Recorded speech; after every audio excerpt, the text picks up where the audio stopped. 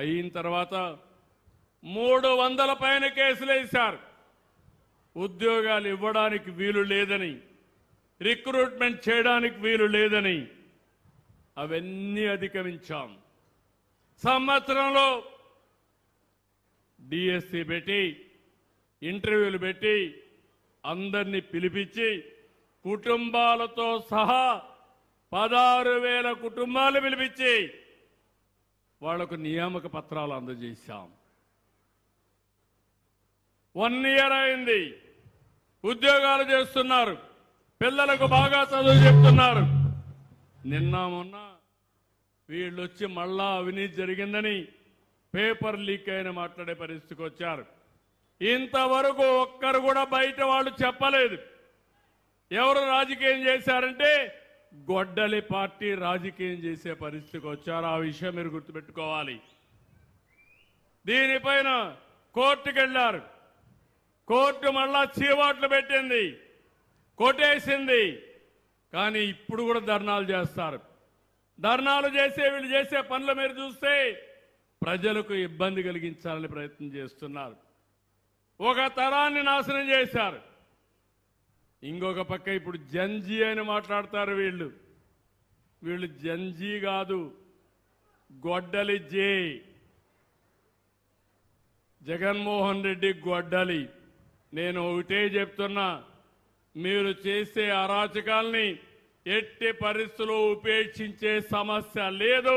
ప్రజల బాగోగుల కోసం ఈ ప్రభుత్వం అవసరమైతే కఠిన చర్యలు కూడా తీసుకుంటారని మరొక్కసారి మీ అందరికీ హామీ ఇస్తున్నా.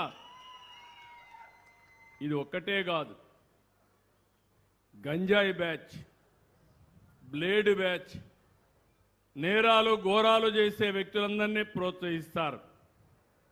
మొన్న మీరు చూడండి, ఒక మాజీ మంత్రి, సమాజానికి హితం చెప్పవలసిన వ్యక్తి కొడుకు యాక్సిడెంట్ చేశాడు.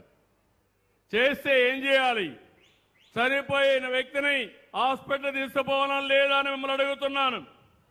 బాధ్యత కలిగిన వ్యక్తి అయితే నేరుగా తన హాస్పిటల్ తీసుకెళ్లి ముందు ట్రీట్మెంట్ ఇప్పించి బతికిచ్చే అవకాశం ఉంటే బతికించాలి. అది చేయలేదు. మాజీ మంత్రి ఇమ్మీడియట్గా వెళ్ళి వాళ్ళ తండ్రి కాబట్టి ఆ కొడుకు కేసు మాఫీ చేయడానికి వేరే వాళ్ళపైన కేసు పెట్టించాడు. వేరే వాళ్ళపైన కేసు పెట్టి ఈ కేసు మాఫీ చేసుకున్నారు. ఇప్పుడు రాష్ట్రం అంతా సీసీటీవీ కెమెరాలు పెట్టాను. ఎవడైనా దొంగతనం చేసినా, నేరాలు ఘోరాలు చేసినా కబద్దార్, 3వ నేత్రం మీ వెంటనే ఉంటుంది. ఎవరు తప్పించుకోలేరు. అందులో మొత్తం వచ్చాయి. వస్తే ఈయనంటాడు చాలా చిన్న పిల్లోడు చంపేశాడు, ఏమవుతుందని మాట్లాడతాడు. గొర్రెల కాపరి చనిపోయాడు. చనిపోతే 44 ఏళ్ళు చనిపోయాడు. దానికి పెద్ద సమస్య ఏంటంటాడు. మీరొక్కసారి ఆలోచించుకోవాలి. మానవత్వం ఉండాలి, మనుషుల్లో ఆలోచన విధానం ఉండాలి. మొన్న దానిపైన చూడడానికి పోయి రోడ్డంతా స్తంభింపజేస్తూ వెళ్ళారు. విశాఖపట్నం నుంచి 1 గంట జర్నీ, 7 గంటలు వెళ్ళారు. అక్కడ ఒక పోలీస్ ఆఫీసర్, ఒక మహిళ, ప్రజలను కాపాడవలసిన మహిళ, కాకి బట్టలు వేసుకున్న మహిళ. గవర్నమెంట్ వీరికైతే ఒక వెపన్ కూడా ఇస్తారు.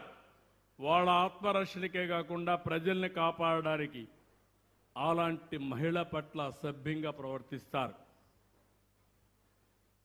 మనుషులు మామూలుగానే మహిళని ఎవరన్నా టచ్ చేస్తే మనం అందరం కూడా చాలా కోపపడతాం. అవునా కాదా అని అడుగుతున్నా. వెకిలి చేష్టలు చేస్తారు, ఇష్టానుసారంగా చేస్తారు.